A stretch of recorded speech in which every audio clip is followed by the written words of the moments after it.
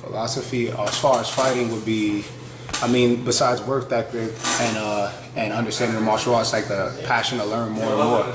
You know, most people wish they could learn more and more. Like some people can't afford it. At one point, I could not afford it. Like I was trade for trade. Like, you know, whatever I could do for you, you train me.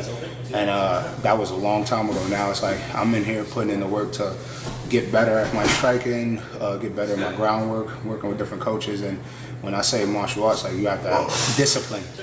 That's what martial arts is supposed to be, like discipline and that drive and that energy to, you know, keep going. Like even when you have nothing left, like I'll come from working double shifts and train 3 in the morning by myself with the key to the gym and then still get up for the 9 a.m. class. Like, and that's all mental preparation for me. Like some people don't understand that. Like if I tell my body keep going, even though it wants to give up, what's gonna happen in the fight? So I should only persevere. So that's just one form of, you know, an understanding of martial arts for me, like you're mentally prepared. And as far as drilling your body just as much, you have to drill mentally. Like regardless whether you learn in judo, aikido, whatever, you know, like it has to be there mentally. If there's no mental preparation or want to learn or want for preparation, then you're in the wrong game. Like you're in the wrong business. You should be in a team sport somewhere you can slack and your teammates pick you up, because when you're in a cage or the ring or whatever you fight in a mat center, it's just you. You got all the coaches giving you advice in the background, but it's up to you to make those quick judgment decisions and assess any situation. So I feel like that's key to martial artists. It's like military games. You have to have that mindset to adapt and roll with the punches and put use to everything you train.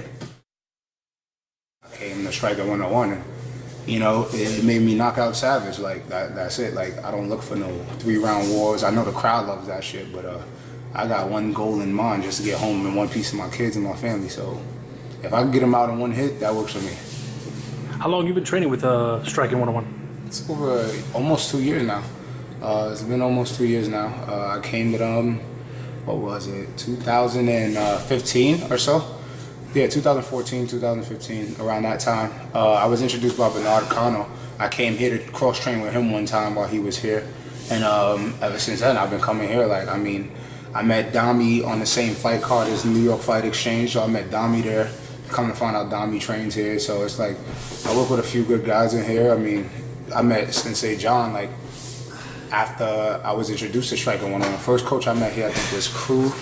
Yeah, Crew Ali, he was here, and he drilled. I've never been drilled like that. Like, all right, so you box and he Thai boxes, or you wrestle and he boxes, and like it made me work harder to figure out how to get around somebody else with a handicap. So once I did that, I kind of liked it here, so I started coming back and forth, and then now, you know, I'm fucking here all the time, a little more than work sometimes. Up front and blunt, it's no shame in my game. Like now I've grown and I've adapted. Like I got in trouble in my youth, not to say, oh, like I was 16 young and dumb. I started late to be dumb, you know. I was already intelligent, but I started late to pick the wrong people to hang with, you know. So I hung with the wrong people and I got in trouble. So as a form of a hobby and discipline to keep my time occupied, I took up mixed martial arts. And I met Peter Storm. I met him through a friend that I graduated high school with, and he was like, yeah, I know this guy. I was like, how do you fight? Like, yo, I want to get in a fight, and where do you meet these guys? Like, how do you? So he didn't want to introduce me, and what I did was go through his source, like on, that social media is a hell of a thing. Like I went through his thing and found Storm myself, contacted him, say, yo, what's up? Like I want to train, I want to fight, and he just opened up the gym up on Jerome Avenue. The old post office, there was a boxing gym, but he opened up the upstairs floor for martial arts. Started training with him in the winter. It'd be like 3 people in this class, and I'd show up. I didn't care, I'd show up to learn. Like 3 people, I trained with a Thai boxer named Chad. He's upstate Buffalo, was an MTA worker. If it wasn't Chad, it was me and Storm. That was it, doing 4-hour sessions. If it wasn't Storm, it was me and Stefan. Stefan had a wrestling background, Greco-Roman. And I would have to work with one guy by myself 4 hours, no matter what the drill, bag work, cardio, that was it. So, you know, it was like that for a little bit. Storm lost the gym, we started training in his attic. Like, and that should tell you where my drive is. Like, it stopped becoming a hobby. It started becoming more of a career goal. Like, for us to be put out of a gym, it's like, damn, most guys are like, fuck, now I gotta look for another gym. I stayed with the same trainer and we trained out the attic. Whether it was 110 degrees in the heat summer or like 3 degrees in the winter, we were in the attic doing judo throws on a shag rug. Not mats, shag rug. So most guys would have dislocated their collarbone, broke their clavicle, whatever. I mean, I weathered the storm, so that should tell you how tough of a fighter I am as far as mental preparation. I don't do this because it's a cool lifestyle. Like a lot of guys, yeah, the belts and shit is perks. I'm being honest, that's all perks. It's a glamour. That's if you want to get girls. I got the girl. I got 2 beautiful kids. I got one on the way. I got a beautiful son. I got a family. Like, if you want the cars and everything, yeah, that's more perks, but that's not the goal. The goal is to be the best you can be, to get better, to strive to be better. I'm out here killing people for a check in the ring legally, like, and this is what we're gonna do. You're in the way of a paycheck. You're in the way of a payout. You're in the way of my son's new winter wardrobe or the baby's formula. Doesn't matter. You're in the way, and I'm gonna go through you. So, you know, like, that's just like my understanding of martial arts. Like, that's my beginnings. I'm still growing. I'd love to I would love to go back to get my black belt in judo. I'm not too big on BJJ. A lot of guys gonna go, oh, but you know, I mean, I'm here for the banging, the stand and bang. If you want to grapple, we can grapple. It's not a problem. Like, I'm working with K. K is a great grappler. He trains over at Una BJJ. I worked with a few of their guys, and you know, they're great on the ground. I don't have nothing against BJJ. I just rather stand and bang, you know. So, you know, that's the answer. The second one, as far as like martial arts and beginnings and where I'm at right now. Right now, striking one-on-one all day, every day, like. And it's us versus everybody. Like, you know, before me and the coaches, and he probably gonna get pissed that I said this, but there used to be a bit of a quiver when they hear, you know, the gym's name. And we're not gonna falter and point fingers. You know, I took a loss. The fighters have taken a loss, so now people think it's easy pickings.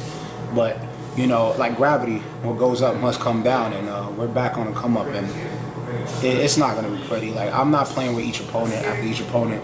The last guy was a fluke. He won. I broke my hand in the first round, forward to the second round. Not too many guys are doing that. They're gonna go, ow, shit, it hurts, stop it. You know, last guy, like I said, he was a fluke. This one, I worked hard for it. I bust my ass for it. I came in after work 3 a.m., 4 a.m., still trained. Had coworkers that just started joining the gym, whole mitts for me, doing the back, doing my own hour sessions when other guys can't make it because of work. So, you know, it's just drive. At this point, it's all autopilot. But whenever they put that dollar sign and that digit on the paper, that drive gets, you can say what you want. It's like a mercenary. Yeah, I'm fighting for the bread. I love the sport, but the sport don't pay bills if I don't work for it. And it doesn't take care of the family unless I wanted to. I can do it for a hobby. Some guys, you know, they want to point spar on the weekends. They want to do smokers and just bang there. Some guys want to just stay amateur just for the experience. Cool. Till there's paperwork and contracts in front of me, that's pretty much it. Whoever calls, I'm on deck. All right. You anybody who inspires you, anybody that you want to shout out and that gives you inspiration? Yo, I gotta go on my BX Flow shit. I like the, first and foremost, my lovely wife, LaDeja. Baby Kamari on the way, see him in February. I like all the Striking 101 members, Coach K in the house. John, you know, you just had the twins, so you know you're not available right now, but right now we be cursing up a storm and quoting a bunch of narcos because your uncle is Pablo. So I like to shout out the team, my guys, and family. Like I said, Striker 101 is no longer like, oh, just a gym, you know, it's a family. Oh, and all my Buffalo Wild Wing co-workers that always hold it down to support when it's fight time. They come out, buy the tickets, and hold me down, you know, they show love. No matter where we take the fight, they usually show up. GMMA, Luis Ruiz for taking me on as a client, and you know, treating me like family so far, and we've been good. Naya Alvarado for holding down my agency and making sure I'm treated good. So that's about it. Oh yeah, Roman, Daddy loves you. All right, that's what's up. Jerome the Mechanic Mickle, NYC Fight Life TV. See you guys next time.